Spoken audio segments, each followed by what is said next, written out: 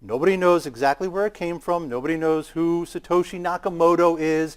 He releases it to this group of cypherpunks on a mailing list. It gets very little attention at first.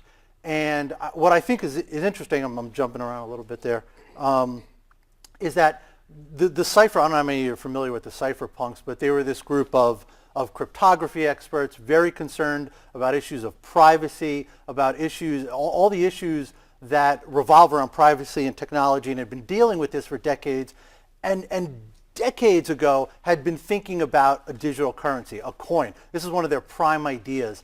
Had worked on it for a long time. All of these different precursors, proto-coins if you want to, they had all failed for one reason or another. So that by the time Nakamoto comes around in 2008 and releases Bitcoin, they've kind of given up. They've moved on. They really did not give it a lot of attention at first. But through this period that we're in, 2008, 2009, the crisis, it starts to gain some adherence. It's very small, but it starts to gain some very, very passionate people around this idea, and they are attached to it. And you can see this. What's really interesting too is if you go on the current, but if you go on the Bitcoin message boards, you can go back and look at the entire history of them. They're all there. It's all online. And in researching the book, I had done this. I had gone back and looked at it.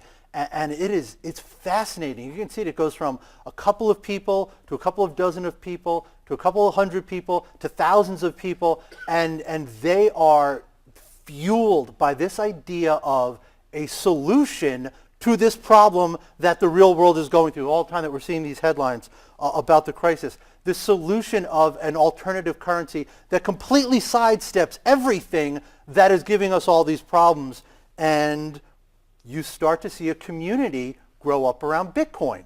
And this photo, I'm very proud of this photo, because if you look in the reflection, you can see that's me taking it.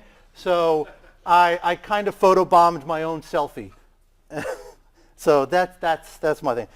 And what you see in these years, this period of 2008 to 2012 really is a community of extremely passionate people coalesce around a currency, which is a really odd thing. I mean, to think of a counterculture movement born around a coin, even a digital coin, it doesn't usually happen. But this community grows, and it's techies, it's libertarians, it's people who are just kind of fed up with the system, and it becomes a cultural movement. It was really interesting.